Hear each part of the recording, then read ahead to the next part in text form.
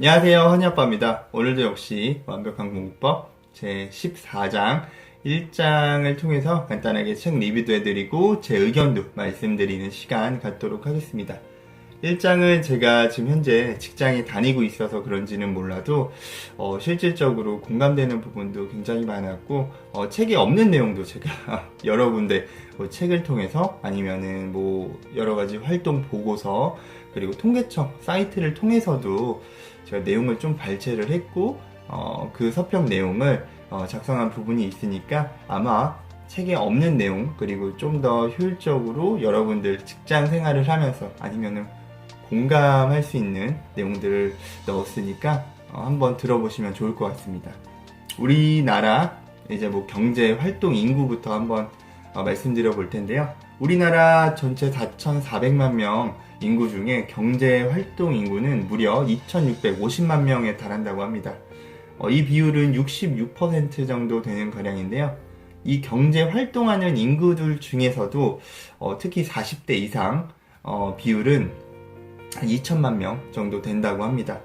2천만 명 정도 되는 40대 이상 이제 근로자들을 10년 이상 근로했다는 이제 기준을 가정을 한번 세워 본다면은 이들은 하루 8시간 이제 주 40시간 월 160시간 그다음에 연간 1920시간 기준으로 최소한 일을 했을 거고 적어도 19,200시간을 10년 동안 일을 했다고 볼 수 있습니다. 만약 이런 가정을 했을 때 말콤 글래드웰의 아웃라이어에 나오는 1만 시간 법칙을 기준으로 바라봤을 때는 뭔가 조금 안 맞는 부분이 있죠. 왜냐하면은 우리나라 4,400만 인구 중에 2천만 명 정도면은 약 한 45% 정도는 아웃라이어가 있어야 된다는 말인데요. 실질적으로 2명 중에 1명 정도는 굉장히 각 분야에 매우 훌륭한 성과를 거두거나 아니면은 특출난 인재로 이제 정말 아웃라이어화 돼서 이간의 세계에 이제 집중을 받는 등 여러 가지 이제 활동들을 하고 있을 겁니다. 하지만 실질적으로 여러분들의 주변 환경을 한번 보시면은 바로 알 수 있듯이 이런 정말 각 분야 인사면 인사 아니면 소프트웨어 재무 회계 디자인 여러 가지 각 부서들이 있을 텐데 그 부서에서 정말 이 말콤 글래드웰에 이제 나오는 이야기하는 그런 아웃라이어들이 과연 있을까라고 한번 생각해 보면은 바로 답이 나올 수 있지 않을까 싶습니다. 제 경험만 얘기해 드려도 10년 정도 제가 근무를 했는데도 불구하고 정말 이 사람은 저 사람은 혹은 어떤 사람은 저 분야에서 정말 누구도 따라올 수 없는 전문가다 라고 들었거나 제가 직접 봤던 사람도 정말 극히 소수에 불과할 뿐입니다. 그렇다면은 하루에 8시간이나 계속 근무하고 10년 이상 근무했던 사람들이 우리는 왜 이제 아웃라이어가 되지 못한 걸까요? 답은 안데르스 에릭센 교수의 바로 1만 시간의 재발견이라는 책에서 한번 확인을 할 수 있는데요. 대부분의 이제 직장인들은 입사 후에 최초 3년 이내에 정말 많은 업무를 습득하고 배운다고 실질적으로 느낍니다. 저 또한 그랬고요. 그리고 3년 이후부터는 점점 업무를 배우는 속도가 아무래도 줄어들 수밖에 없고 5년이 이제 지난 이후부터는 막상 이제 본인 스스로 만약에 한 가지 업무를 지속적으로 했을 경우에는 배울 만한 내용이 없다고 느껴지기까지 합니다. 그리고 그 상태로 동일한 업무를 지속적으로 반복 수행만 할 뿐이죠. 하지만 이런 모든 업무를 5년 정도 배웠으면 더 이상 배울 게 없을까요? 라고 이제 질문을 할 수 있겠는데요. 하지만 전혀 그렇지 않습니다. 우선은 한 가지 이제 따져보면은 약 3년까지는 어떻게 보면은 본인의 좀 의지와는 상관없이 좀 외적인 환경들을 통해서 업무를 배워 나갈 수밖에 없게 되죠. 상사라든지 멘토 멘티라는 관계가 있으면은 이런 관계들 그리고 팀장 그리고 팀 내에서 이제 역할이라든지 여러 가지 아무래도 신입사원이라면은 어쩔 수 없는 부분들, 어쩔 수 없이 열심히 배울 수밖에 없는 환경이 조성된다는 뜻이죠. 하지만 어느 정도 이제 업무가 익숙해진 상태에 다다르면은 이제 현재 상태에 어느 정도 이제 만족하게 되고 이 현재 상황을 어떻게 보면 유지하려는 경향을 보이기 시작합니다. 이제 뇌는 기본적으로 새로운 환경을 매우 싫어하죠. 익숙한 환경을 조금 더 유지하려는 성향을 보입니다. 1만 시간의 재발견에서는 이러한 유지하려는 현재 상황을 만족하고 계속 유지하려는 이런 상황, 이 존 자체를 컴포트 존이라고 이제 표현을 하는데요. 이 컴포트 존은 어떠한 이제 반복되는 행동에 대해서 매우 뇌가 익숙함을 느끼는 그러한 영역인 거죠.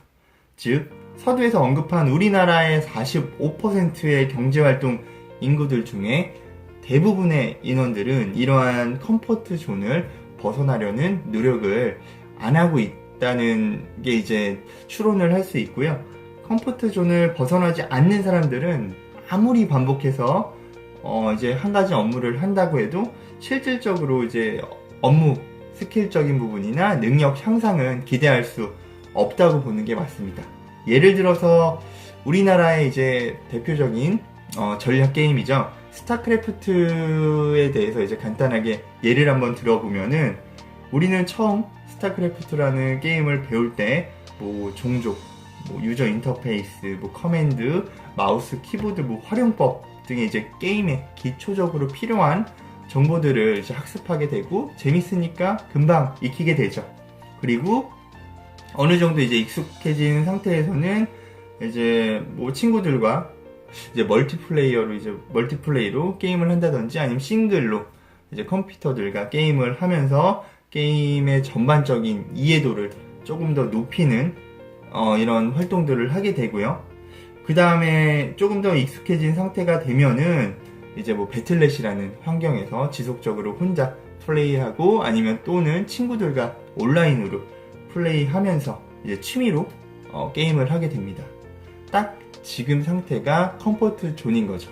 이 컴포트 존에서 만약 내가 이제 벗어나서 조금 더 의식적인 노력을 하겠다라고 생각을 한다면은 당신은 이제 여러 가지 프로게이머들의 영상을 이제 반복적으로 시청하고 그 영상을 따라하면서 운영에 대한 이제 뭐 전반적인 흐름에 대해서 이제 학습을 하게 되고 이제 또한 종족 간 뭐 상성, 유닛 간의 이제 뭐 상성 또는 이제 개개인별의 유닛 간의 이제 컨트롤 이런 부분들을 이제 뭐 익숙하게 해야 될 뿐만 아니고 실질적으로 마우스랑 키보드의 이제 속도 또한 신체적인 이제 속도 또한 높이려고 의식적인 연습을 해야 할 겁니다. 물론 이제 해당 예시가 게임이기 때문에 어떻게 보면은 일하는 것과는 다소 좀 상반된 느낌일 수도 있지만 하지만 이러한 게임 속에서도 역시 컴포트 존을 벗어나는 것은 매우 어렵고 힘들다라는 점을 설명해 드린 부분이니까 이 점은 반드시 유의하셨으면 좋겠습니다. 반대로 우리가 그러면은 컴포트 존을 벗어나려고 지속적으로 노력을 한다면은 입사 3년 이후에도 지속적으로 성장을 할 수 있을 것입니다. 이처럼 컴포트 존을 벗어나려는 이런 행동들은 바로 의식적인 노력이라고 말하고요. 어떤 일이든 장시간 의식적인 노력을 한다면은 어떤 분야든 정말 괄목할 만한 성장을 이룰 수 있다는 거죠. 다만 의식적인 노력을 할 때 바로 가장 중요한 부분은 지속 가능한 이런 노력의 계획이라든지 아니면 지속 가능성을 계속적으로 유지하는 것이 매우 중요합니다. 그게 무슨 말씀이냐면은 지속적으로 이제 지속 가능한 노력을 하기 위해서는 이 컴포트 존, 이 경계에 대해서 아주 살짝 넘어가는 이런 목표를 지속적으로 잡고 그 목표를 달성하고 또 잡고 달성하고 이런 어떻게 보면 조금 귀찮고 힘든 이 반복적인 활동들이 필요하다는 거죠.